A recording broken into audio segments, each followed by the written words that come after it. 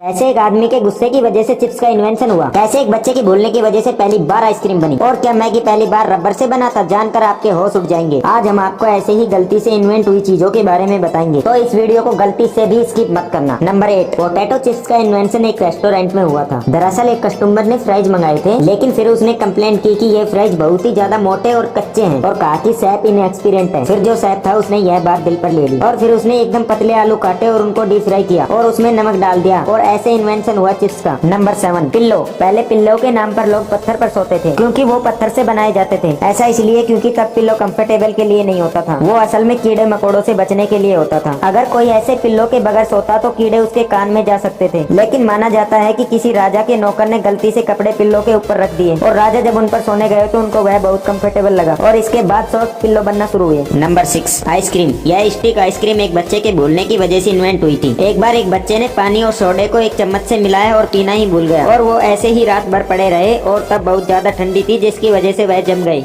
और उसने जब सबको यह कमाल का इन्वेंशन बताया तो एक आदमी को आइडिया आया, क्यों ना इसमें फ्लेवर ऐड करके इसको मार्केट में बेचा जाए। और फिर क्या था, यह आज भी बच्चों की फेवरेट चीज है। अगर आपको यह वीडियो देखने में मजा आ रहा है तो हमारे चैनल को सब्सक्राइब करना मत भूलना, क्योंकि हमें भी जल्द से जल्द 10K सब्सक्राइब कंप्लीट करने हैं। Number 5, frisbee. आपने फ्रिस्बी गेम तो देखा ही होगा, लेकिन पहले ये खाना डालने के लिए एक प्लेट हुआ करती थी। विलियन फ्रिस्बी नामक एक शेफ था, वो केक बेचता था, और इसे बेचने के लिए वो एक प्लेट का इस्तेमाल करता था। पर एक बार कुछ बच्चे उस केक को खाने आए और खाने के बाद उस प्लेट से खेलने लगे, और उन्हें इतना मजा आया कि वो रोजाना बस उस प्लेट की वजह से यहाँ केक खाने आते थे और इस गेम को खेलते थे, और उन्होंने इस गेम का नाम फ्रिस्बी रख दिया। Number 4, microwave. क्या आपको पता है माइक्रोवेव बनाने वाले शख्स की जलकर मौत भी हो सकती थी। एक आदमी था और यह कुछ डेटा इक्विपमेंट को चेक करना चाहता था, और यह डेटा इक्विपमेंट हीट को छोड़ रहा था, पर इसे यह पता ही नहीं था। लेकिन फिर इन्होंने देखा कि इनकी पॉकेट में जो चॉकलेट थी वह अपने आप पूरी तरह मेल्ट हो गई, और फिर इसने रेडार को बंद किया और उसने अगली बार एक भुट्टे पर ट्राई किया। वो भुट्टा पॉपकॉर्न में बदल गया और ऐसे ही बना था माइक्रोवेव। Number 3, tea bag. 1930 में थॉमस सुलिवान नाम का एक आदमी था जो कि चाय को बेचता था, लेकिन उसके पास इतने रुपए नहीं थे कि वह टी बैग को बड़े बड़े बॉक्स में बेच और अच्छी पैकेजिंग कर सके,